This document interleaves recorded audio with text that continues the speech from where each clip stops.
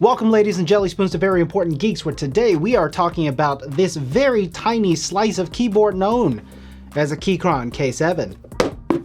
Look at that. And before we get into the video, if you've ever spent days searching for a spring hidden in your carpet somewhere, go ahead and hit that subscribe button, hit that like button, hit that notification bell so you know when I upload more nonsense. Now, the Keychron K7 is a low-profile 65% board that is attachable via USB-C or Bluetooth compatible. It works on Windows and Mac, is hot swappable with optical or Gateron switches. Now let's see what's in the box. You get Keychron's signature black box, and inside you get the quick start guide, a USB-C to USB-A cable, some extra keycaps, a switch and keycap puller, and the K7 keyboard itself with a plastic dust cover. And the instruction manual in case you really get lost. Now, like many of their other offerings, the Keychron K7 comes in their multi-gray and orange colorway and adjustable typing angle via these two-stage feet. Now, the keycaps that come on the K7 are going to be the same ABS ones that come on all of their other boards. They're a little thin and a little scratchy in my opinion and don't feel that great, but they're okay for everyday use, and it's really hard to find low-profile keycaps that look good. It's not bad. I've had this one for about a month now, and in my testing it has worked pretty well. The Bluetooth connection has been stable, the wired connection obviously works, switching between Windows and Mac is very easy. I haven't had any lag, no disconnects save from auto shut off, which is a setting that you can turn off, and pairing between multiple devices was relatively easy. Now, I said all the same good things about the K6 that I had before, but I also encountered a lot of problems with that about a year on, and you can find that video here. Now, for my version, I opted for the Gateron yellow optical switches with RGB backlighting.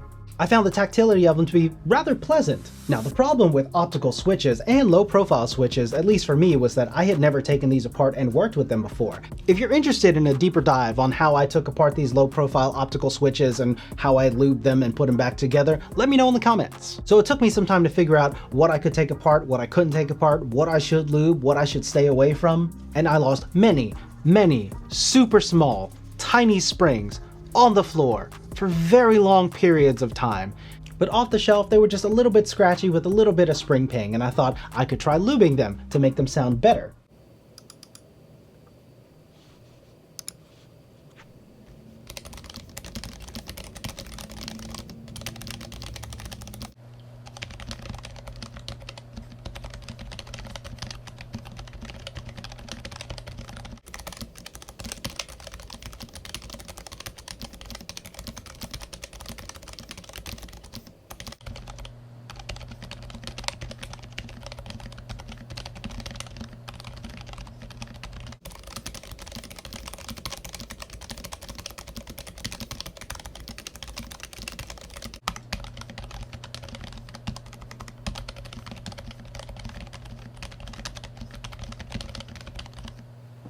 Main reason that I've been looking into this is that for the past year I've been blessed to have the option to work from home, but at some point I will be going back into the office, and I've always been looking for a good keyboard, mechanical keyboard that I could take back into the office with me, and I think this fits the bill.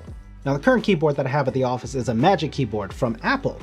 So I wanted to do a head-to-head sort of comparison between the Apple keyboard and this one. Now, while it's not really fair that this one's a mechanical tactile keyboard and the Apple Magic keyboard is not, and what I really wanted to see was if the Keychron K7 was a viable keyboard that I could take into an office setting. Now, of course, the sound test is imperfect. Placement of the mic, room acoustics, the way that I have to type on them differently, but it gives you a ballpark feeling of what this sounds like versus what a stock Apple Magic keyboard sounds like.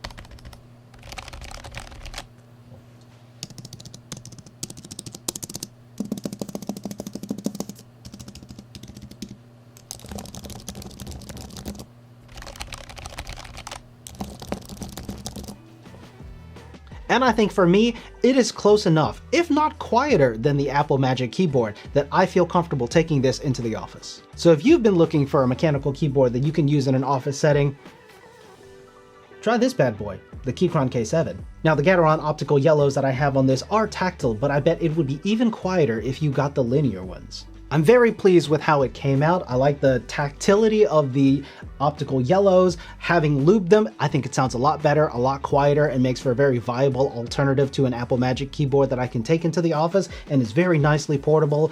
The switching between Bluetooth is very easy. The wired option is great. Moving between Windows and Mac has been great. The RGB is a little on the dim side, as most of the Keychron keyboards tend to be, but it's okay. In the office, I'm not really going to be using or depending on the RGB anyway, so it's not really a factor for me. And there you have it, folks. That about wraps it up for this video, but stay tuned. We always have more hot swaps and upcoming group buy news coming up, and I should be getting a Keychron Q1 any moment now. I ordered one with a custom badge, and I'm hoping to review it soon, so stick around for that.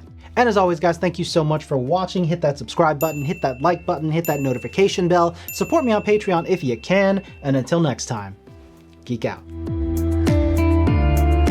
So, the Keychron K7, the 7th K to come out of Keychron. Is that true? I don't think that's right. They have a Q now? K1, 2, 3, 4, 5? K5?